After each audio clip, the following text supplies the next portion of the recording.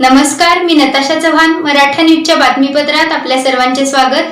ताज्या बातम्यांसाठी मराठा न्यूजला सबस्क्राईब करा आणि बेल आयकॉन प्रेस करा. सोलापूरकरांची 60 वर्षाची प्रतीक्षा संपलेली आहे. 1966 पासून सर्व सोलापूरकर अभियांत्रिकी महाविद्यालयाची वाट पाहत होते. वास्तविक पाहता त्यावेळेस आपल्याला मंजूर झालेलं अभियांत्रिकी महाविद्यालय हे कराडला हलवण्यात आलं होतं. अनेक वर्ष इथल्या सामान्य लोकांची ही प्रतीक्षा होती. प्रथमतः मुख्यमंत्री देवेंद्र फडणवीस साहेब व तत्कालीन पालकमंत्री व सध्याचे उच्च तंत्र शिक्षण मंत्री चंद्रकांत दादा पाटील यांचे मनापासून आभार मानतो की त्यांनी जो शब्द सोलापूरकरांना दिला होता की सोलापूरला स्वतःचं अभियांत्रिकी महाविद्यालय मंजूर करून देऊ, आणि आज खऱ्या अर्थाने मंत्रिमंडळात त्या महाविद्यालयाला मंजुरी मिळालेली आहे. लातूर पॅटर्न प्रमाणेच यंदाच्या वर्षी 3 विषयांचं या ठिकाणी सुरुवात होतोय आणि विशेष करून मुख्यमंत्री देवेंद्र फडणवीस साहेबांची स्पष्ट सूचना होती की सोलापूरकरात मध्ये मोठ्या प्रमाणात कामगार वर्ग आणि कष्टकरी वर्ग असल्यामुळं तंत्रनिकेतन विद्यालय सुरू ठेवूनच या महाविद्यालय या ठिकाणी मंजुरी देण्यात यावी, आणि त्याच अनुषंगाने सोलापूरच्या सध्या चालू असलेल्या तंत्रनिकेतनच्या जागेत जी 34 एकर जागा आहे त्या ठिकाणी ह्या अभियांत्रिकी महाविद्यालयाला मंजुरी मिळाली आहे. सोलापूरचे विद्यमान पालकमंत्री आदरणीय जयकुमार गोरेभाऊ सुद्धा सातत्याने यासाठी पाठपुरावा करत होते. अनेक वेळा मी देखील अधिवेशनात याबाबत बोललोय. मुख्यमंत्री साहेबांनी कार्यवाही करण्याचे आदेश प्रधान सचिवांना दिले होते. कालच्याच अधिवेशनामध्ये चंद्रकांत दादांनी सुद्धा त्याबाबतचे भूमिका स्वतः मुख्यमंत्री महोदयांनी अधिवेशनात सांगितलं होतं की याच वर्षी आम्ही सोलापूरचं हे कॉलेज सुरू करू.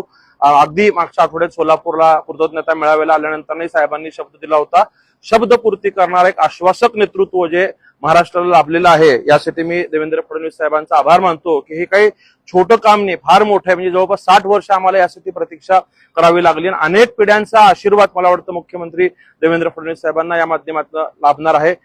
कष्टकरी कामगार वर्गांचे पाल्य आता चांगलं मोठं इंजिनिअरिंगचं शिक्षण सोलापूर शहरात घेऊ शकणार. दादा, नसरापूर दुर्घटनेच्या पार्श्वभूमीवर आज खासदार प्रणिती शिंदे यांनी पत्रकार परिषद घेतली आणि त्यामध्ये त्यांनी मुख्यमंत्र्यांनी गृहमंत्री पदाचा राजीनामा द्यावा, नैतिकता पाळत त्यांनी हा राजीनामा द्यावा, कारण एवढी मोठी घटना घडलेली असताना तुम्ही ज्या पद्धतीनं बंगालच्या विजयाचा विजयोत्सव साजरा करता ते नाही करायला पाहिजे. तुम्हाला सुद्धा एक मुलगी आहे, याचं भान कुठेतरी ठेवून त्यांनी तो राजीनामा द्यावा अशा पद्धतीची मागणी प्रणिती शिंदे.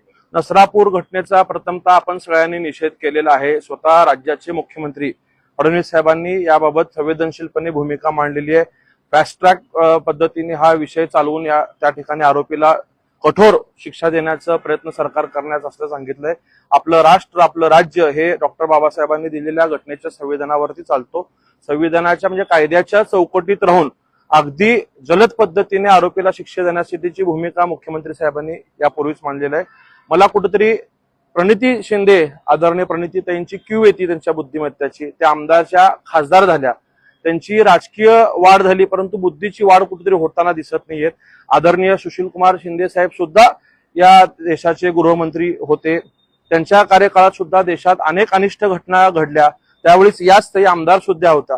त्यावेळेस त्यांनी अशा पद्धतीचं राजीनामा आपल्या वडिलांना किंवा संबंधित नेतृत्वाला त्यावेळेस मागितलेला आहे का? कुठंतरी वर्षातनं 4दा 3 6 9 वार्षिक असं सोलापूरला यायचं आणि नेहमीच राजकीय वक्तव्य करायचं, उठसूट पात्रता नसताना मुख्यमंत्री देवेंद्र फडणवीस साहेबांवरती, आदरणीय पंतप्रधान नरेंद्र मोदी साहेबांवरती बोलून टीआरपी स्वतःकडे ओढून घेण्याचा ते सातत्याने प्रयत्न करत असतात. त्यांनी कुठंतरी या गोष्टी थांबवल्या पाहिजे. सरकार आरोपींना शिक्षा देण्यासाठी कटिबद्ध आहे. आपण सगळ्यांनी पाहिलेलं आहे की ज्या वेळेसपासून मोदीजींचं राज्य या देशात आलं, ज्या ज्या ठिकाणी अशा घटना घडल्या असतील क्रूरतेच्या, त्या ठिकाणी सरकारने कायद्याच्या चौकटीत राहून त्यातनं असलेल्या संधीतनं आरोपींना शिक्षा देण्याची जलद प्रतिक्रिया केलेली आहे. आणि स्वतः मुख्यमंत्री साहेब आश्वासक असताना कुठेतरी त्या भूमिका ठेवायचं आले की प्रत्येक वेळेस पत्रकारांचा बूम कुठेतरी त्यांना मला वाटतं जास्त प्रिय आहे आणि ते समोर घ्यायचं आणि अधिक काहीतरी टोकाचं बोलायचं. आजची सोलापूरची जर तुम्ही माहिती घेतली तर अगदी ज्या काँग्रेस कमिटीमधनं त्यांची प्रेस झाली त्याच्या बाहेरच सकल हिंदू समाजाचं त्या ठिकाणी निषेध आंदोलन होतं. तुम्हाला जर त्या पीडित कुटुंबियाबद्दल संवेदना असतील, भावना असतील तर तुम्ही त्या ठिकाणी उपस्थित राहणं अपेक्षित होतं, तुमचे भावना त्या ठिकाणी नोंदवणं अपेक्षित होतं. परंतु तुम्हाला कुठेतरी सकल हिंदू समाजाची अलर्जी आहे म्हणून तुम्ही जाणीवपूर्वक त्या ठिकाणी जाण्याचं टाळलं आणि केवळ मीडियासमोर भाष्य आपण केलेलं आहे. वास्तविकता मी प्रणितीताईंना पुन्हा एकदा विनंती करेन की लोकांनी तुम्हाला खासदार म्हणून काम करण्याची संधी दिल्यानंतर तुम्ही सोलापूरच्या विकासासाठी काम करा, सातत्याने राजकारण करायचं, विकासावरनं राजकारण करायचं. एकीकडे म्हणायचं की हे सरकार आम्हाला निधी देत नाही आणि दुसऱ्या आमदारांनी, मग ते सुभाष बापू देशमुख असतील, सचिन कल्याण शेट्टी साहेब असतील, यांना भाजप सरकारकडनं मिळालेल्या निधीचं श्रेय घ्यायचं. त्यांना एक घाणेरडी सवय की मंजूर होणाऱ्या योजनेचं पत्र तयार करायचं, मंत्र्यांना भेटायचं, फोटो घ्यायचा आणि ते मीच केलं म्हणून सांगायचं. जर तुमची ही भूमिका सत्याची असेल तर तुम्ही दुसरी बाजू पण, म्हणजे विमानसेवा झाल्यानंतर तुम्ही आभार मानायला केंद्रीय मंत्र्यांकडे गेलात का? ताज्या बातम्यांसाठी मराठा न्यूजला सबस्क्राईब करा आणि बेल आयकॉन प्रेस करा. नमस्कार.